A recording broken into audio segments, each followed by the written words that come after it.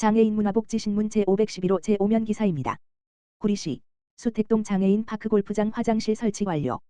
구리시 시장 백경현은 수택동 40번지 내 장애인 파크골프장 이용객의 편의 증진을 위해 화장실 설치를 완료하고 오는 1월 20일부터 해당 시설을 개방 운영한다고 밝혔다.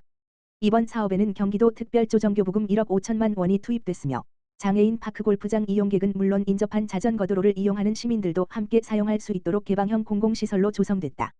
해당 장애인 파크골프장은 장애인과 고령 이용객의 이용 비율이 높은 시설임에도 불구하고 그동안 인근에 화장실이 없어 장시간 체육활동 시 불편이 지속돼 왔다. 이에 따라 화장실 설치에 대한 개선 요구가 이용객들 사이에서 오랜 염원으로 제기돼 왔다.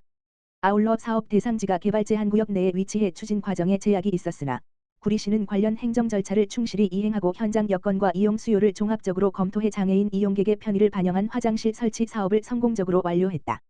백경현 구리시장은 이번 화장실 설치는 장애인 파크골프장 이용 환경을 개선하고 시민 편의를 높이기 위한 사업으로 보다 안전하고 쾌적한 생활체육 환경 조성에 의미가 있다라며 앞으로도 시민들의 생활체육 활성화를 위해 체육시설 이용 환경 개선에 지속적으로 노력하겠다라고 말했다. 구리시 2026년 정신건강 사업 본격 추진. 구리시 시장 백경현은 시민의 정신건강 증진과 정신질환 예방을 위해 2026년 구리시 정신건강 사업을 본격 추진하며 전문적이고 체계적인 정신건강 서비스를 제공한다고 밝혔다.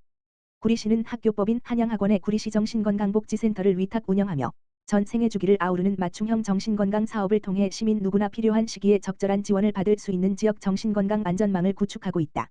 구리시 정신건강복지센터는 시민의 정신건강 증진과 정신질환 예방을 목표로 정신건강 상담, 정신질환 조기 발견 및 개입, 정신건강 교육 및 인식 개선 사업 등 다양한 프로그램을 운영하고 있다. 이를 통해 정신건강 문제를 조기에 발견하고 증상 악화를 예방하여 안정적인 지역사회 생활을 지원하고 있다. 특히 스트레스, 우울감, 불안 등으로 어려움을 겪는 시민을 대상으로 전문 상담과 교육 프로그램을 제공하고 있으며 접근성이 낮은 시민을 위해 찾아가는 마음안심 부스를 운영해 일상 가까이에서 정신건강 서비스를 받을 수 있도록 돕고 있다. 또한 아동 청소년, 청년, 성인 등 대상별 특성을 고려한 맞춤형 프로그램을 통해 정신건강 문제를 조기에 발견하고 개인별 상황에 맞는 지속적인 지원 서비스를 제공함으로써 시민의 정신적 안정과 회복을 돕고 있다. 백경현 구리시장은 정신건강은 개인의 삶의 질은 물론 지역사회 전체의 건강과도 직결되는 중요한 과제라며 2026년에도 구리 시민 누구나 정신적으로 안정된 삶을 누릴 수 있도록 예방부터 회복까지 이어지는 촘촘한 정신건강 지원 체계를 강화해 나가겠다라고 밝혔다. 구리시는 앞으로도 구리시 정신건강복지센터를 중심으로 시민의 마음 건강을 지키는 다양한 사업을 지속 추진해 정신건강 친화 도시 구리를 만들어 나갈 계획이다. 광주시 경기도 체육대회 장애인 체육대회 행사 운영 착수보고회 개최. 광주시는 지난 14일 시청 6층 비전홀에서 제72회 경기도 체육대회 및 제16회 경기도 장애인 체육대회 개폐회식 등 행사 운영 대행 용역 착수보고회를 열고 대회 성공 개최를 위한 본격적인 준비에 들어갔다. 72년 만에 광주시에서 열리는 제72회 경기도 체육대회는 오는 4월 16일부터 18일까지 개최되며 제16회 경기도 장애인 체육대회는 4월 26일부터 28일까지 열린다. 이번 착수보고회에는 방세환 시장을 비롯해 체육회장, 장애인 체육회 상임부회장, 경기도 체육회 관계자 등 40여 명이 참석해 연출대 행사의 착수보고를 청취하고 질의응답을 통해 개폐회식과 부대 행사의 방향, 전체 구성과 연출 주제 등에 대해 논의했다. 방 시장은 대회가 90일 앞으로 다가온 만큼 준비가 본격화됐다며 체육은 물론 문화와 예술이 함께 어우러지는 수준 높은 스포츠 축제가 될 수 있도록 마지막까지 철저히 준비하겠다고 밝혔다. 한편 대회 기간 동안 광주시 지스타디움을 비롯한 각 경기장에서 경기가 진행되며 개회식은 각각 4월 16일과 4월 26일 지스타디움에서 열릴 예정이다. 광주시 반려동물 동반 출입 음식점 제도 3월 1일부터 시행. 광주시는 반려동물과 함께 음식점을 이용할 수 있는 반려동물 동반 출입 음식점 제도를 오는 3월 1일부터 본격 시행한다고 20일 밝혔다. 이번 제도는 2026년 1월 2일 개정된 식품위생법 시행규칙에 따라 마련된 것으로 반려인과 비반려인 모두의 선택권을 보장하고 위생과 안전을 고려한 성숙한 외식문화 조성을 목표로 한다. 반려동물 동반 출입이 가능한 업종은 일반 음식점, 휴게 음식점, 제과점이며 출입 가능한 반려동물은 개와 고양이로 한정된다. 반려동물 동반 출입 음식점으로 영업을 희망하는 업소는 엄격한 시설 기준을 충족해야 한다.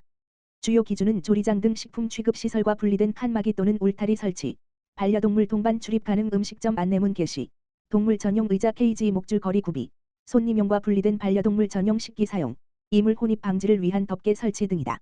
이와 함께 예방접종 및 실시 반려동물 출입 제한 안내문 게시, 음식점 내부에서 반려동물 이동 금지에 대한 표시 및 안내문 게시 등 추가적인 위생 안전 관리 사항도 준수해야 한다.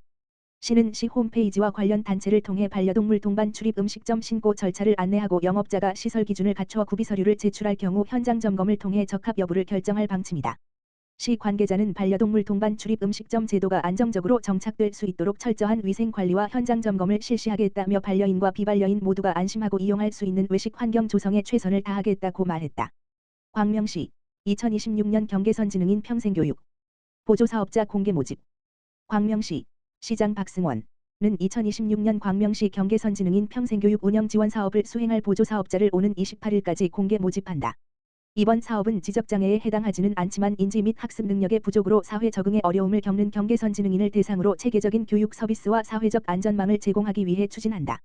신청 자격은 경계선지능인 선별검사 지원, 맞춤형 평생교육 프로그램 운영, 자조 모임 및 상담 지원 등 전문 수행 능력을 갖춘 관내 비영리 기관 법인 단체 또는 교육지원서비스업 등록 업체다. 선정된 운영기관은 오는 2026년 3월부터 11월까지 해당 사업을 전담하게 된다. 접수 기간은 1월 23일부터 1월 28일까지며 지방보조금 관리 시스템 보태미 2를 통해 온라인으로 신청할 수 있다. 상세 내용과 신청 서식은 광명시 평생학습원 홈페이지 광명이 2지에서 확인할 수 있다. 시는 공모에 앞서 사업 참여를 희망하는 기관의 이해를 돕기 위해 오는 22일 오후 5시 광명시 평생학습원에서 2026년 광명시 평생학습 지원사업 설명회를 개최한다. 이날 설명회에서는 경계선지능인 지원사업을 포함한 시 평생학습 사업 전반에 대한 안내를 진행할 예정이다. 광명시는 2023년 11월 관련 조례 제정 이후 함께 걷는 우리, 2024, 천천히, 함께 자라는 우리, 2025 등 해마다 차별화된 프로그램을 운영해왔다. 특히 2년 연속 경기도 우수 사례에 선정되며 사업의 실효성을 인정받은 바 있다. 윤영희 평생학습원장은 경계선지능인이 지역사회에서 소외되지 않고 성장의 기회를 보장받을 수 있도록 지원 범위를 더욱 확대할 것이라며 축적된 성과를 이어갈 역량 있는 기관의 적극적인 참여를 기대한다고 말했다. 광명시 위기가구 맞춤 지원 강화 무한돌봄센터 운영 방향 논의. 광명시 시장 박승원 가 위기가구를 신속히 발굴하고 맞춤형 지원을 강화한다.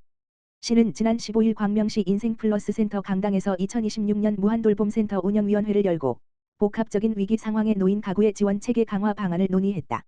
광명시 무한돌봄센터는 복합적이고 다양한 욕구를 지닌 대상자에게 공공과 민간 자원을 연계해 맞춤형 복지 서비스를 제공하고 지속적인 관리로 위기 상황을 해소하는 통합사례 관리를 수행하고 있다. 이번 회의는 2026년 무한돌봄센터 사업 추진을 앞두고 현장 중심의 사례관리 체계와 민관 협력 방향을 구체화하기 위해 개최했다. 주요 심의 안건은 2026년 무한돌봄센터 운영 전반에 관한 사업계획으로 동사례관리 업무 지원 강화, 공공과 민간기관 간 협업 및 정보 공유 활성화, 다양한 경로를 활용한 복지사각지대 대상자 발굴과 지원, 사례관리자 역량 강화, 교육 효과적인 시민 홍보 방안 등이 포함됐다. 특히 최근 사회적 문제로 부각되는 사회적 고립가구의 서비스 거부 사례 증가를 놓고 실제 사례를 중심으로 심도 있는 논의가 이루어졌다. 위원들은 거부 가구 개입 방식과 신뢰관계 형성 방안을 중점적으로 살폈다.